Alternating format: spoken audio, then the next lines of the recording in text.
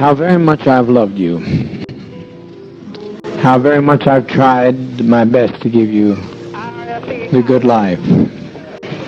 But in spite of all of that I've tried, a handful of our people, with their lies, have made our life impossible. There's no way to detach ourselves from what's happened today. It was said by the greatest of prophets from time immemorial, no man takes my life from me, I lay my life down. If we can't live in peace, then let's die in peace.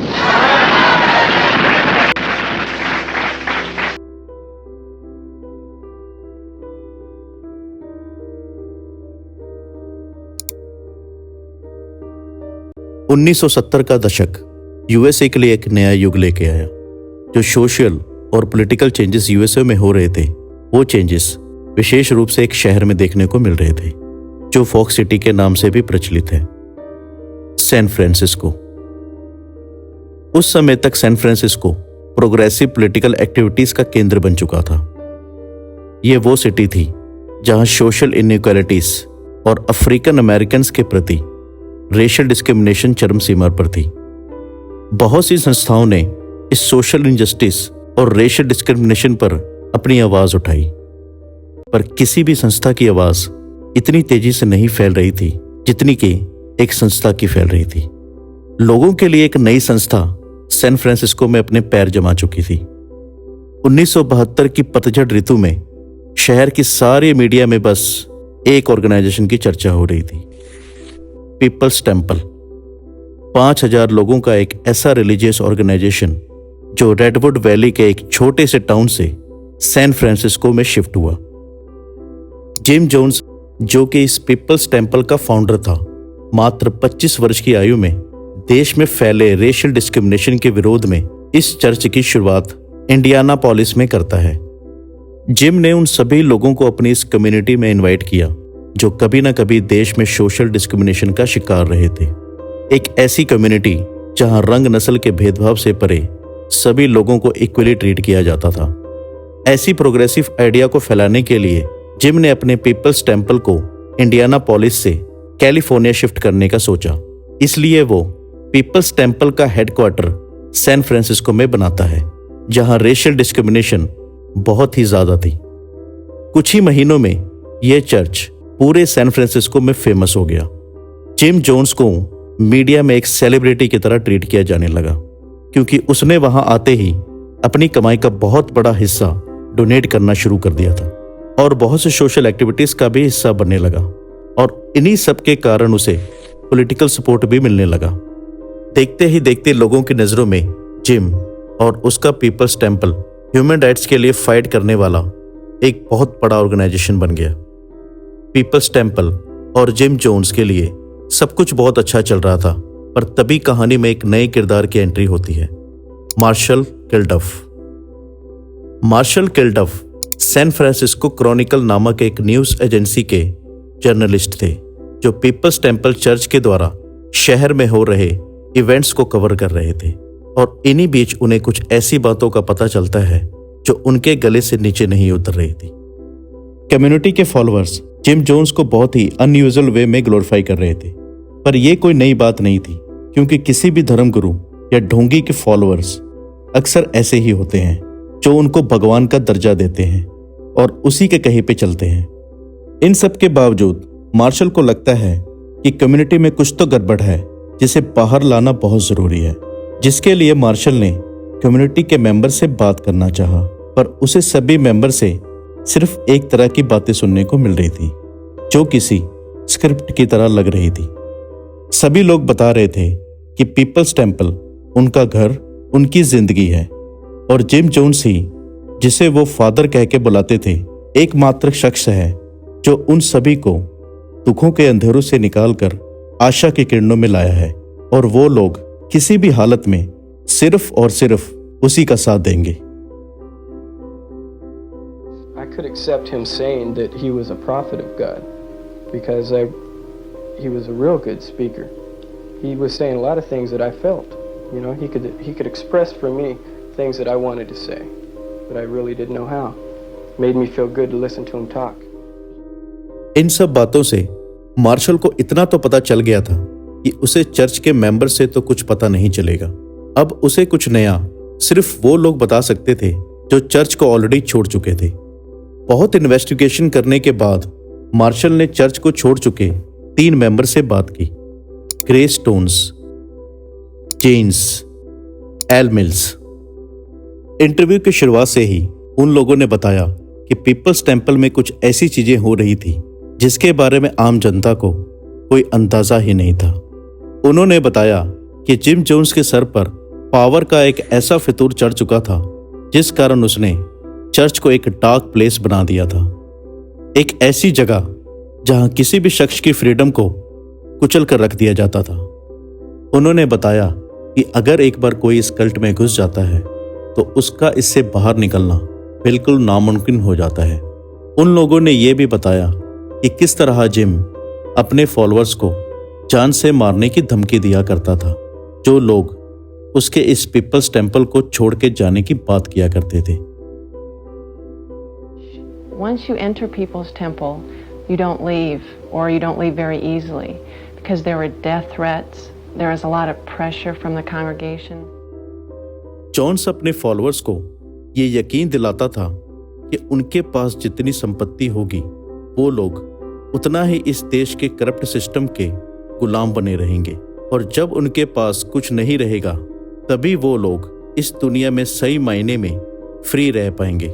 बस इसी कारण gym के बहुत से followers ने अपनी सारी संपत्ति और धन चर्च के नाम कर दी। जिम ने अपनी कम्युनिटी के लोगों को यह कहना शुरू कर दिया कि यूएसए सरकार उनके चर्च को तोड़ना चाहती है और ब्लैक पीपल्स को कंसंट्रेशन कैंप में डालना चाहती है। उसने अपने फॉलोअर्स को बताया कि सिर्फ वही उन्हें बचा सकता है। जिम ने अपनी कम्युनिटी से कहा कि वो अपनी फैमिली से सारे रिश्ते तोड़ दें और सिर्फ उसके साथ जुड़ें। उसका कहना था कि अगर लोग ऐसा नहीं करेंगे तो वो मोक्ष नहीं पा सकेंगे और संसार के बंधन में अटके रहेंगे। He didn't want family ties. He didn't want anybody to be anybody else's father except for him. California shift होने के कुछ समय बाद जिम ने हीलिंग सेशन लेने शुरू कर दिए जिसमें वो बड़े से बड़े रोग यहां तक कि कैंसर को भी ठीक करने का दावा करता था। जो लोग ठीक नहीं होते थे उनसे जिम कहता था कि ये उन्हीं की गलती है क्योंकि उन्होंने पूरी तरह अपने आप को जिम को समर्पित नहीं किया। धीरे धीरे लोग उस पर अंधविश्वास करने लगे। इसके बाद जिम अपने आप को भगवान समझने लगा। वो हमेशा काला चश्मा पहनता था। जब लोग उससे इस बारे में पूछते तो वो कहता कि वो अपनी डिवाइन पावर को छुपाना चाहता है, लेकिन असल में वो अपनी आंखों के पास ड्रग्स से बने दाग छुपा रहा था। Some people see a great deal of God in my body. They see Christ in me, a hope of glory. Marshall के साथ इंटरव्यू में तीनों ने बताया कि जिम ने अपने फॉलोअर से एक अलग दुनिया बसाने का वादा किया था जहां वो इस मतलबी दुनिया से दूर रहेंगे। उन्होंने मार्शल को वार्न किया कि जिम से दूर रहे क्योंकि अगर जिम को पता चला कि मार्शल उसके बारे में इतना कुछ जानता है तो उसकी जान खतरे में पड़ सकती है।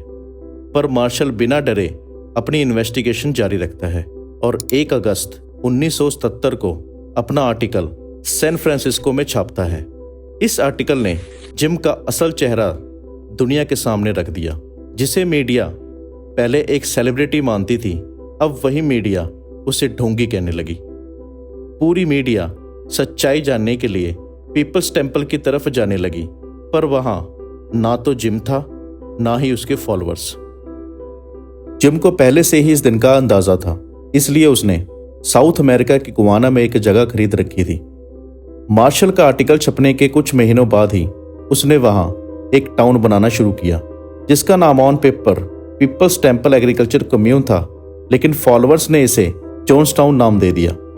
जिम ने गुआना सरकार से बात करके $5 मिलियन की रिश्वत देकर अपने फॉलोअर्स को वहां ले जाने की परमिशन ले ली।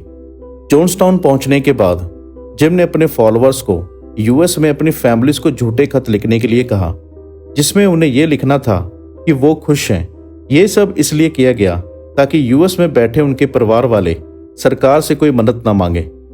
लेकिन जब फैमिलीज ने ये खत पढ़े तो उन्हें और भी ज्यादा चिंता होने लगी कि जिम ने उनके अपनों को कैसे अपनी बातों में फंसा लिया है। डर के मारे उन्होंने यूएस अथॉरिटी से मदद मांगी, लेकिन गुवाना के एक अलग देश होने के कारण यूएस सरकार तुरंत कोई कार्रवाई नहीं कर सकती थी। इस सब के बीच ग्रेस्टोन, जिसका बेटा जॉन विक्टर जॉन्सटाउन में जिम की कस्टडी में था, उसकी कस्टडी वापस लेने के लिए यूएस गवर्नमेंट के पास गई। दोस्तों, पीपल्स टेम्पल में हर मेंबर से एक कॉन्ट्रैक्ट साइन करवाया जाता था, जिसमें लिखा होता था कि पेरेंट्स का उनके बच्चों पर कोई अधिकार नहीं होगा। पेरेंट्स सिर्फ शाम के समय 1 या 2 घंटे के लिए अपने बच्चों से मिल सकते थे। जिम ये सब इसलिए करता था ताकि वो शुरुआत से ही उन बच्चों में जिम और पीपल्स टेम्पल का झूठ घोल के पिला सके, ताकि वो बच्चे बड़े होकर सिर्फ उसके वफादार बने रहे। बस यही कारण था कि ग्रेस का बेटा अभी भी जिम के पास ही था। यूएस गवर्नमेंट ने गुआना में जिम को एक लीगल नोटिस भेजा कि ग्रेस के बेटे की कस्टडी उसको वापस दी जाए। जिम के पास सिर्फ 6 दिन थे ये फैसला लेने के लिए, लेकिन 6 दिन बाद गुआना सरकार ने जिम के ऊपर लगे सभी आरोप खारिज कर दिए। इससे ये साफ हो गया कि गुआना में भी जिम की ताकत बहुत थी। पर इसके बावजूद ग्रेस और बाकी लोग हार नहीं माने और कांग्रेसमैन लियो रेयान को चिट्ठियां लिखते रहे।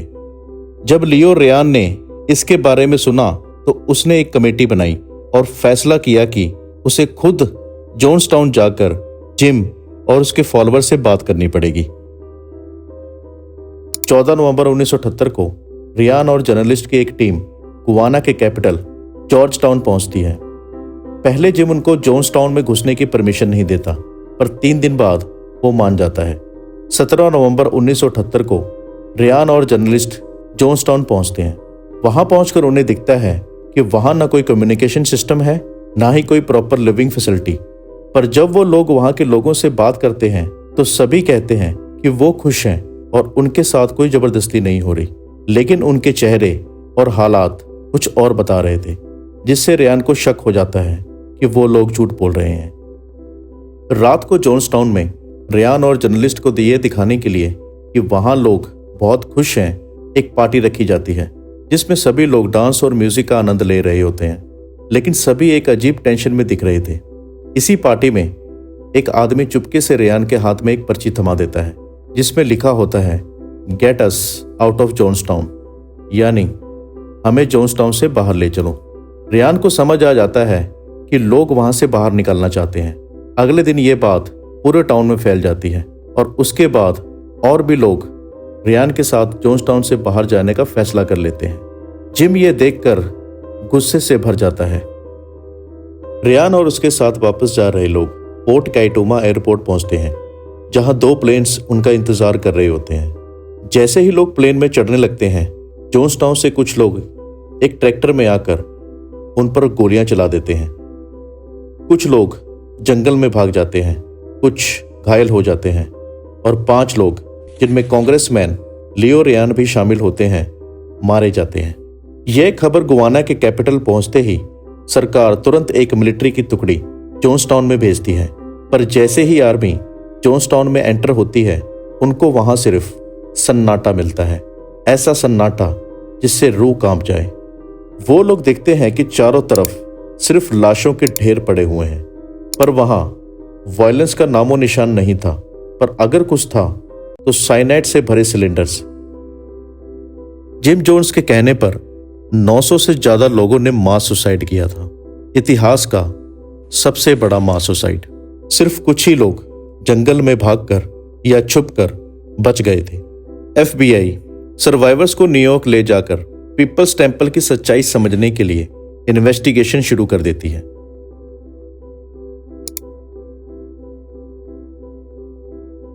जब दुनिया एक नए संघर्ष के अंधेरे में डूबने लगी, जब एक आदमी हिटलर ने सभ्यता के स्तंभों को आग लगा दी और दूसरे विश्व युद्ध की लपटें चारों तरफ फैल गई, तब एक लड़का था जो इन सबसे डरने की बजाय इस बात से मोहित हो गया कि कैसे एक अकेला व्यक्ति हजारों लोगों का ध्यान आकर्षित कर सकता है, उसे भगवान की तरह पूजा जा सकता है और किस तरह वो लोगों को अपनी इच्छा पूरी करने का आदेश दे सकता है। उस लड़के का नाम था Jim Warren Jones. Jones Indiana के एक ग्रामीण शहर में पला बड़ा था।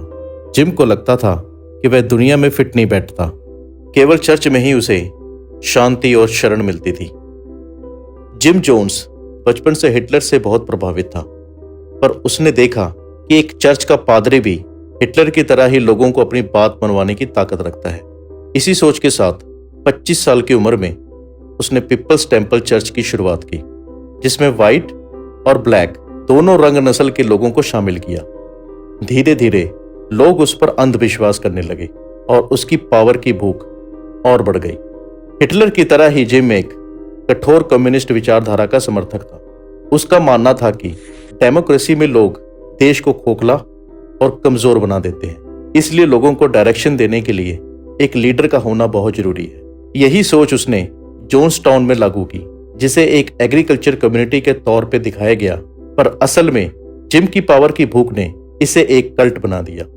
वहां लोगों से नॉन स्टॉप 15-15 घंटे काम करवाया जाता था, वो भी प्रॉपर खाने और आराम के बिना। And we were required to work a minimum of 16 hours a day. And I would work anywhere from 16 to 18. And every Thursday night I would work all night long, for over 24 hours. But what was happening is I was becoming so exhausted and tired, I'd start getting real nervous because, my body would start shaking.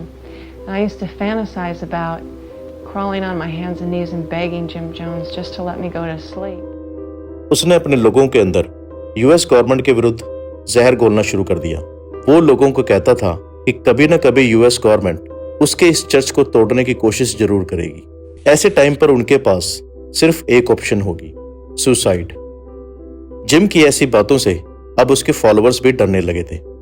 Leo Ryan के death के incident के बाद gym को इतना तो पता चल गया था कि यूएस गवर्नमेंट अब चुप नहीं बैठेगी और जल्दी ही इन्वेस्टिगेशन होने पर उसके काले कारनामे बाहर आ जाएंगे। 18 नवंबर 1978 जिम जोन्सटाउन के अपने सभी फॉलोअर्स को बुलाता है और उनसे कहता है कि यूएस सरकार उनके लोगों को मारने आ रही है। इससे पहले कि वो उन्हें कुछ करें, हम अपने आप को ही ऊपर वाले को समर्पित कर देते हैं। कुछ इस तरह शुरू होता है जोन्सटाउन नरसंहार का भयानक दिन। जिम ने अपने बॉडीगार्ड्स को फ्रूट ड्रिंक में साइनाइड, जो कि एक जहर होता है, मिला के सभी लोगों को पिलाने के लिए बोला और जो लोग इसे नहीं पी रहे थे उनमें जबरदस्ती इंजेक्ट करने को बोला। बारी बारी से सभी लोगों को यह जहर दिया गया। सबसे पहले बच्चों को जहर दिया गया, जिन बच्चों का पूरा फ्यूचर, उनकी पूरी जिंदगी सामने पड़ी थी। वो बच्चे एक एक करके अपना दम तोड़ रहे थे। उसके बाद बड़े और बुजुर्ग लोगों को यह साइनाइड पिलाया गया और जो लोग इसका विरोध कर रहे थे उनको बंदूक की नोक पर या फिर जबरदस्ती उनको यह जहर इंजेक्ट किया गया। देखते ही देखते जोन्सटाउन के लोगों का शोर सन्नाटे में बदल गया। चारों तरफ लोग तड़प तड़प कर अपना दम तोड़ रहे थे। एक पागल आदमी की पावर के फितूर ने 918 लोगों की जान ले ली थी, जिसमें 300 के करीब छोटे बच्चे थे। इन 918 लोगों में से खुद जिम भी था। उसने साइनाइड तो नहीं पिया था, पर उसे गोली लगी थी। अब उसने गोली खुद मारी या किसी और ने चलाई, ये पूर्ण रूप से स्पष्ट नहीं है। दोस्तों, जोन्सटाउन नरसंहार सिर्फ एक घटना नहीं, बल्कि एक भयानक सबक है कि अंधविश्वास किसी भी समाज को कितनी बड़ी ट्रेजेडी में धकेल सकते हैं। जिम जोन्स के झूठे वादों और नियंत्रण ने सैकड़ों निर्दोष लोगों की जान ले ली, जिसमें मासूम बच्चे भी शामिल थे। यह कहानी हमें याद दिलाती है कि सवाल करना, स्वतंत्र सोच रखना और सच्चाई की तलाश करना कितना जरूरी है। Jewelry, Social Security checks. A trunk was filled with performed today on the body of the founder of the People's Temple, Jim Jones.